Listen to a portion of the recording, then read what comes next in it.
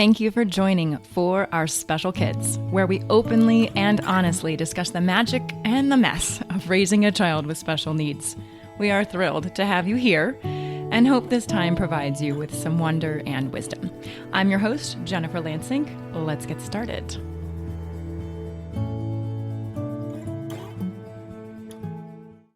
Losing a little of ourselves happens over time, like erosion. It is time for all of us to reclaim ourselves, learn more about ourselves, and grow into the whole person we love. That's a quote from Tina Moody's new book, The Spiritual Awakening of an Analytical Mind. In this episode, we cover self-judgment, awareness, shamanism, spirit guides, genealogy, gratitude, and tips and tricks for being present. Tina did not write her book for parents of children with special needs, but I gleamed so many nuggets of information that I thought it was important to share. I hope you enjoy. Tina Moody published her first book, The Spiritual Awakening of an Analytical Mind, in the fall of 2021, after becoming a single parent at 44 and embarking on an unexpected journey of self-healing, self-discovery, and self-transformation. A far different path than her 30 years in the insurance industry, with 20 of those years in real estate investing and sales. Now, 6 years into her journey and on a new path with the book, Tina is beginning to understand that the audience for her book may not only be her fellow linear thinkers, as she had intended, but for anyone who is ready to embark on a journey of discovering their truest self. Tina, thank you for taking time to talk with us today. Oh my goodness, Jen, thank you so much for having me. This is so much fun and I am looking forward to it. Oh, good. Well, I loved your book. It was very honest, very easy to read. I could just feel your personality coming through the pages. You were being just you. I loved that. So thank you. Yes, well, thank you for noticing that. A book that you can pick up and put down and pick up and put down, or you can just read it all at once. And I've got all sorts of fun things to share with you about how your stepping stones have influenced my life, just even in the past few weeks of us interacting with one another. Oh my goodness, that makes me so happy. Thank you. You stayed in the opening of the book, and then you also kind of put a bow on it at the end, is that this journey we're on is unique to us and should not be judged by ourselves or anyone. And I think this journey with a child with special needs is individual as well. For each of us, this book offers these little stepping stones as to how we can connect more with ourselves and then connect more with our child as a result. So will you expand upon that? Yeah, absolutely. My perspective of the judgment piece was probably different than how you just pulled it into your story, which that makes me even happier. For me, the judgment may have come from a different direction, but the fact that it resonates with you in that form is amazing to me. I think first I just want to say is that I am not claiming to be an expert on anything. It's more that, these are the things that I learned that help me through my triggers or my situation. And if they can at all help anybody, then here it is. And that was really the intent of the book. And I think I say probably on the back of the book that it was intended for my fellow linear thinkers. What I'm learning as this book is starting to get its fingers and make its way out is that it doesn't have to be that finite of a group, that it's for anybody that's looking for that, as you mentioned in the intro, the truest version of themselves. So as far as the judgment piece, I realized as I was thinking through this today and going through some of our notes is that judgment is an interesting one. For me, there's the self-judgment, which tops them all, so to speak. Then there is when our thinking brains get involved, and it's the perceived judgment of other people. And they don't even have to say anything. And maybe they're not perceiving it, but in our mind, we're perceiving that they're perceiving it. And so it's this brain of ours that gets involved and just throws it all out of whack. And through this whole journey, regardless of what we talk about, awareness is really that first critical step for anything. Even if we are not ready to take the big step and form something into a practice, having an awareness about it so that when we approach something, we're like, oh, yeah, I recognize this. Maybe I'm not quite ready to see it in a different light, but I recognize it.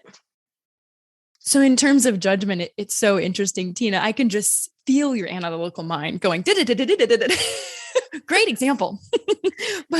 but that awareness of it is the start. I know you talk about the toolbox and making sure that we have things that we can go to on this awakening process that we can pull on. And you mentioned that awareness is that first stepping stone. I do really believe that. I think Teal has completely changed my awareness. Absolutely. I mean, children do in general, right? Children just make you aware of the sunshine and the seasons and all of those things. But Teal also completely woke me up. I talk about how I had to like step up my game. I had to become a better person, not just a parent. I had to become a better person to meet her where she is. And as I was preparing last night, I realized that I was always on this path.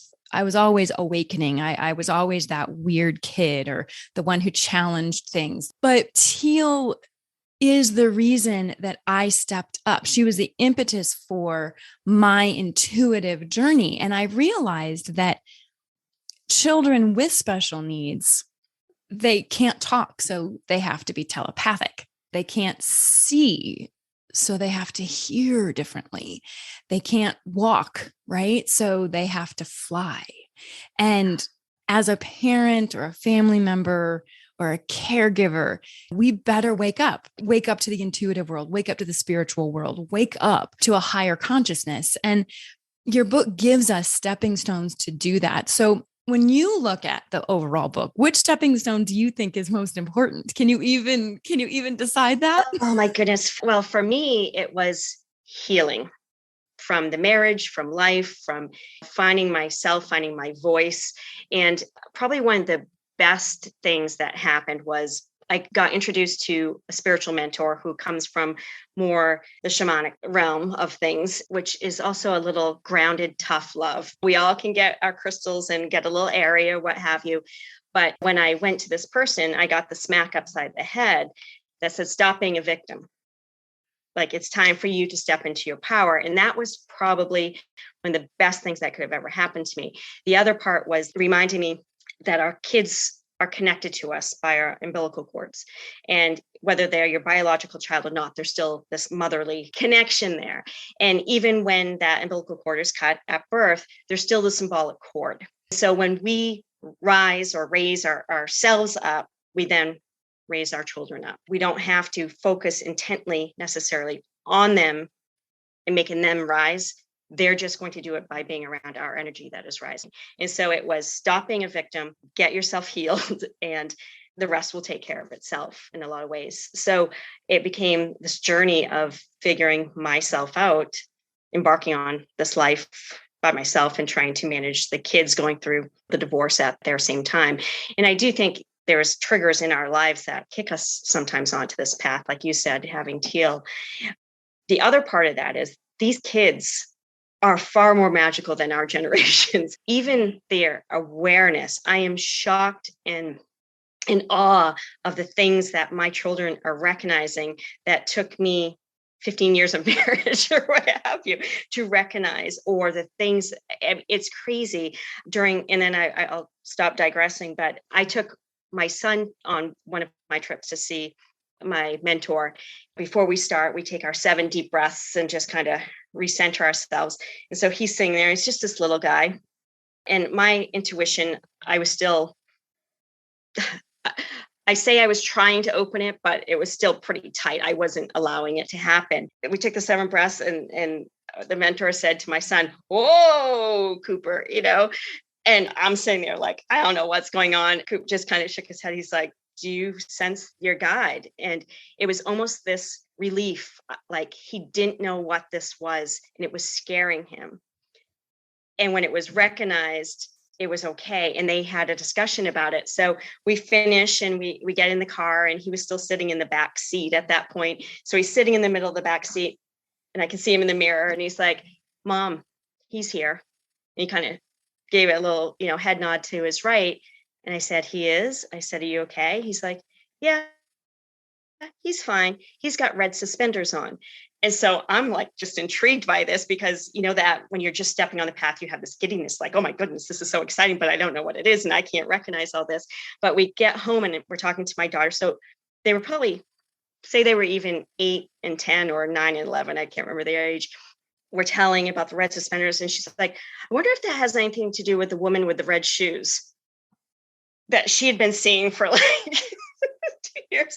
And these kids are connected and they are feeling so much, and our boys are starting to feel so much. And I think children with special needs are probably even more so intuitive, just magical and amazing. And we have such this incredible opportunity to pump or fluff up these children up, and also to learn so much from them. I learn every single day from my kids, and I'm sure you do the same with Teal. Yeah, absolutely. As you were talking about the red suspenders, and the man, I mean, I just got waves of shivers and just like, oh yes, like it was just palpable for me. And that's something that we have honored in Teal since the moment she popped out. I mean, whenever she looks up into because she can't tell me, oh, there's a man right next door, or there's a man sitting next to me, or my grandmother is here. Like she can't say that to me yet.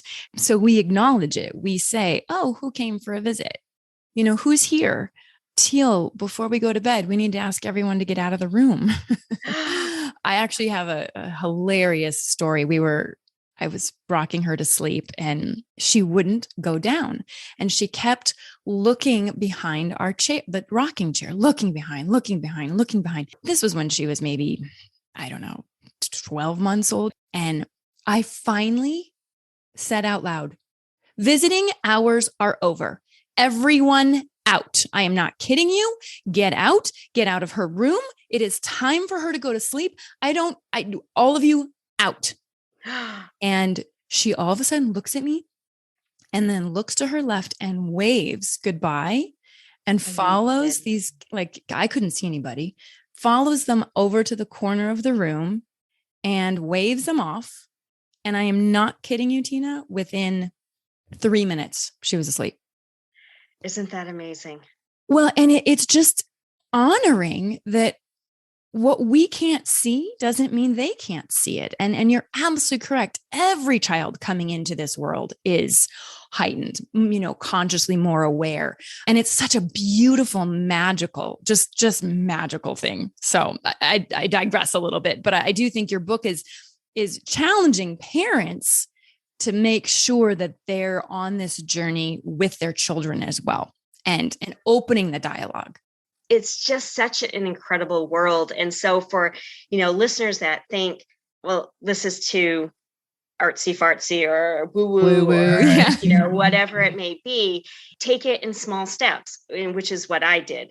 I was just a complete disaster mentally and there. So probably physically as well, as I was, we'll say, recovering from marriage or divorce. And I took the first step. And for me, the first step was just opening myself up to believing.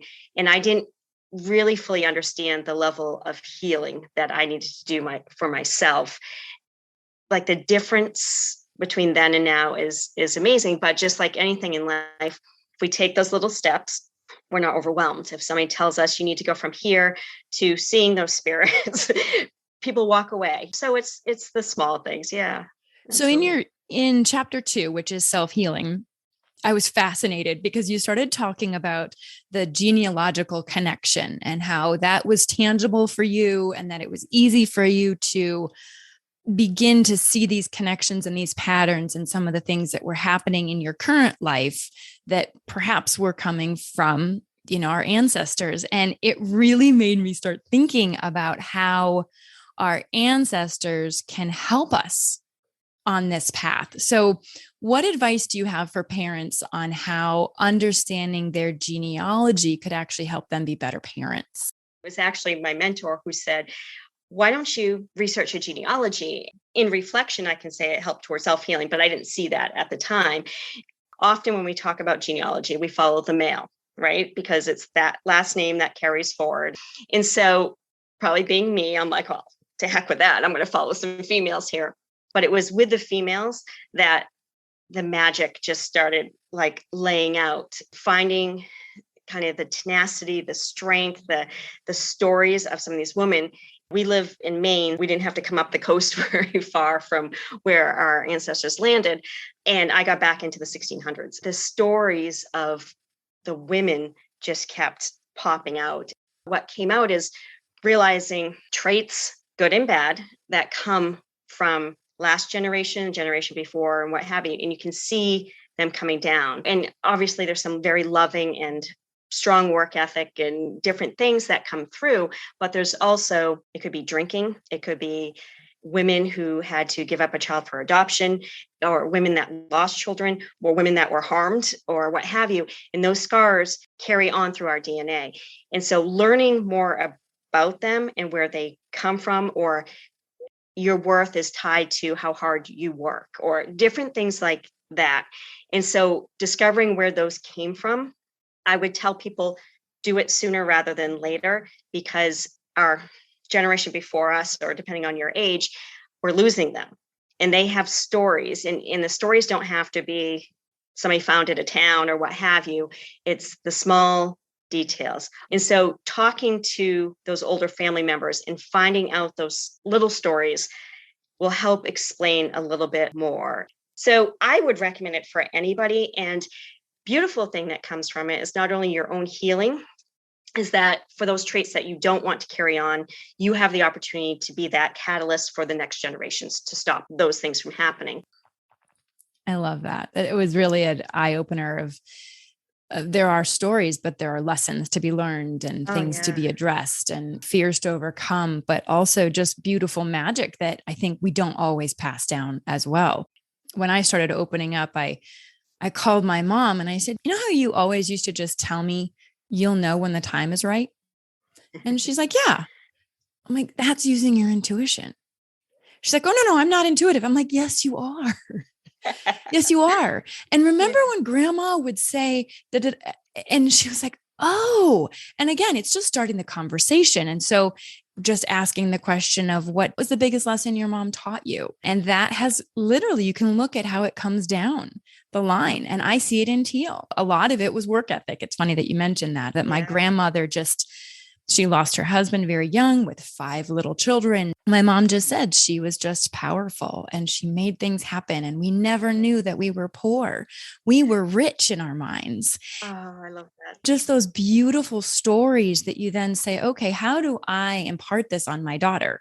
How do I let her know that we are rich because of the earth around us? We are rich because of the beings that visit us. We are rich because of the laughter in our house. Those are powerful things. And again, asking those questions really starts the conversation, which is huge.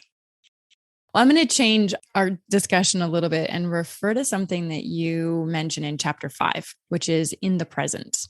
And I'm going to quote you. You said, I cannot think of any more important place to practice this than when we are with children. I have seen it in the eyes of a child when someone is looking at their phone instead of giving their full attention to the child who is excited to share. So I was thinking about how this is really challenging for parents in general, but then you look at parents or caregivers or family members with a child with special needs, and you always have to be a couple steps ahead. You always have to be thinking, okay, what happens if a seizure happens? What happens if they fall down? Okay, hold on. It's now, we've got to get feeding in now, so then we can get the medication in 2 hours. There's a lot of things that maybe some parents without children with special needs aren't thinking about. I'd like to actually brainstorm some ideas that you think parents with children with special needs, or even just parents in general, could do that would really just help them stay more in the present so they can relish in the joys of the laughter. Do you have any thoughts on that? When I was preparing my notes, the thing that popped into my mind was gratitude. One of the things that my mentor had talked to me about was breaking things down to the very smallest moments and finding gratitude in those things. Because staying in the present is tough. It's a tough practice. Trying to focus our brains to, all right, this is the moment that we're in. And let's not necessarily get overwhelmed by everything else that we need to do. So I know that's easier said than done. And every situation at every moment of the day is different, and you got to do what you got to do. I'm reading this book. It's called The Artist's Way. So I'm in the midst of that. And I thought one great part of that was, I think she called it a luxury item. And that doesn't need to be a monetary thing, but just something that gives you a little bit of light and maybe refills your vessel so that you can have that energy to do those other things, to give the attention to your child. And one example I remember she gave was a single flower up by your nightstand or in a spot for you, or playing music that has a special meaning for you, whatever it is that can easily and quickly kind of just give you what you need in a moment. It's easier to be present, I think, with the smaller things. And if you give yourself the freedom to say, I'm going to be happy in gratitude that I have a child that giggles, or I'm going to give gratitude for this wonderful warm cup of coffee my husband made. I did start a gratitude journal recently, partly because of my mediumship group, but then also because of your book, and just realizing like it's not hard to write 5 statements that you're thankful for. And it does really keep you in the present. With a child, the laughter, or when she just wants to hug on me, right? Like, instead of being like, no, Tia, we've got to get off the potty. Like, come on, get on your feet. Let's stand up. There are moments now when I just say, no, I'm just going to let you hug on me. Yeah. And I'm going to feel your breath on my neck. And I'm going to just honor who you are as this human being who is pure love and pure joy. And standing up after potting to pull up your underwear, really not that big of a deal. Right. The other day feeding is something that takes a long time in our household, and it can be very taxing for me. And I get somewhat annoyed. And yet, actually, you talk about this in your book, is stepping back and looking at something as a bystander, or a non-emotional human being, just looking at it and honoring. When I walk away from her, she will reach and put something in her mouth by herself. And that's a huge thing to be happy for. That's something brand new for her, where she is taking the initiative. And if I were to I've now stepped away even, and just watched her, and having gratitude for that present moment, and not getting caught up in, oh my gosh, the dishes still aren't done. We haven't even started dinner preparation yet. Oh my gosh, when are we going to get her to bed? Because she's going to be all those things that every parent has to deal with. But taking that time away to have the gratitude is really cool. And it does help you be present. I think having a crystal or something like you mentioned in your pocket, or something that is tangible for us to just remind us, hey, be in the present. And if you have to have your phone on, I was brainstorming this, like, well, then put a little reminder on at 3:30 in the afternoon, pop in an alarm that says, be present. Have the alarm go off, be present, then turn it off, put the phone away, and just be present for 10 minutes. I heard once, like, setting that, depending on your child, obviously, setting that expectation with your child, even that if they recognize that, listen, mom or dad has to get X, Y, or Z done, but at 2:30, let's it just be you and I for this half hour. And that will better allow you, you're not going to have that guilt as much, and their expectations are set versus disappointment. And at 2:30, it's just all in the present to have fun or do whatever it is. And I thought that was a great tip as well. Yeah. And making sure that you hold to it. Yes, absolutely. If you're going to say it, you got to hold to it. The other thing that helped me as a parent is being aware of Teal's ability to know what is best for her. If she's not eating her vegetables, I don't force her vegetables on her, because she might need protein. Her body might be saying, no, actually, mom, I need more protein right now to feel better. Or I've noticed that, and we're just talking about feeding, but I've noticed that she'll eat more citrus or more vitamin C before she gets a little sniffle. Yeah. It's amazing. We all need to listen to Yes, that. we Yes. do. And she is brilliant in knowing what she needs. The other day, we all got COVID in the household. It was lovely, but so that was sarcasm. We didn't know that our exchange student, Candela, had COVID at that time. Now, we all had COVID, but Teal looked at Candela and pulled her mask up. And Candela told me later, she said, Jen, Teal knows, doesn't she? And I said, yeah. And then Candela said, you've talked about that before, but you have to live it to believe it. Right. And I thought, what a huge gift that this little 5-year-old just gave this 16-year-old Absolutely. of trusting your intuition and trusting that you can feel these things and you can know them. And I'm going to write a book someday that says my kindergartner is smarter than me. Because she's just smarter than me. And she's taught us as a family so much about what your book really highlights. And so I think just to bring it all back to your book is really just a easily accessible little bits of exercises and little bits of advice and little bits of things that you can easily add into your life. Oh, I was going to say, and that was the intent of it. I do not want to be anybody's guru or an expert of these things other than what I might research for myself. What I wanted it to be was an outline. So if Reiki sounds fantastic to you, I like receiving it, but I knew it wasn't my thing for my spiritual toolbox. You can now go research it, but at least you have the awareness of it. That was really the intent. So I'm very glad. It makes me feel great that you saw that in it and recognized that. Well, how can people find your book? The book is on my website, which is tinalmoody.com. You'll see a link on it. Now that link will take you to the publisher. So I'm not a social media guru by any chance and didn't have a following, but I knew that I needed to write this book. So I used a cooperative publisher. They're fantastic. They're here in Maine, and they actually filled the orders. It is on Amazon as well. People can find it there, but it's still the publisher. And by the way, they are a local business here in Maine, and I love supporting local anyway. So you can go through Amazon, but it's still them filling the order, and they just don't get any cut. So I would be appreciative to support the local business. Okay, so that's tinalmoody.com. You also mentioned that you're doing a social media 30-day healing. Tell me about that.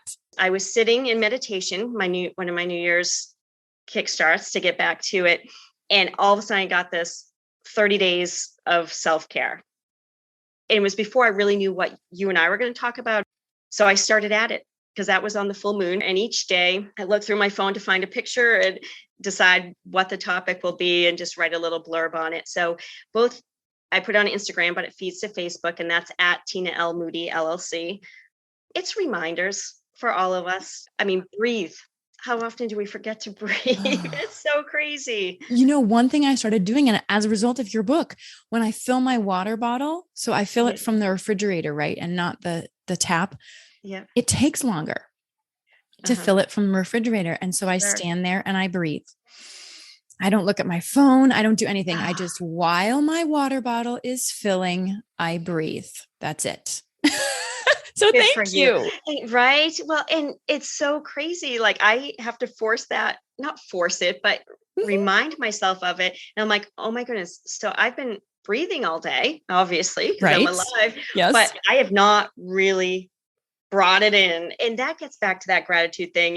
Even if our days are so busy and we have whatever it may be, 30 seconds to step outside, hopefully your air is clean, and take that deep breath or those deep breaths and form that gratitude as you're doing it. Deep breath in, like the sun is out, it's on my face. How wonderful is this? My air is clean. I can feel it going into my lungs. Like all those small moments of how lucky are we really? Do we all have things that test us? Absolutely. But if we can find the gratitude in the small moments, I think that helps a little bit. I do know that your book gives parents and family members and caregivers the opportunity to feel like they're doing something for themselves, but that it will make them a better parent and a better human being. And that is truly one of the things that I hope this podcast does for people is that it empowers all of us to just be better human beings with more awareness. Absolutely. I'm so happy for you for doing this, and happy for people who are going to be able to listen to it, because I think it's wonderful. Oh, thank you. Well, we are so excited about your book, we being me, myself, and I, and everyone else that's listening. So make sure you guys check out The Spiritual Awakening of an Analytical Mind at www.tinalmoody.com. Thank you so much for spending some time with me. I really appreciate it. And I know our listeners will benefit. Thank you so much, Jen. I appreciate you inviting me on. Thank you so much for joining us today. I hope you found one or two meaningful nuggets of information to make your day better. If you think there's value in what we do, please take a moment to tell another friend, family member, or a caregiver. We'd love to hear from you at forourspecialkids@gmail.com. You can send in a question, a comment, a topic that you'd like to learn more about, or if you'd like us to highlight a certain person, please send that information to us. It makes our show so much better and so much more valuable for you. Our Facebook and Instagram handle is For Our Special Kids. And finally, remember to witness the wonder and the wisdom within yourself and others. Until next time.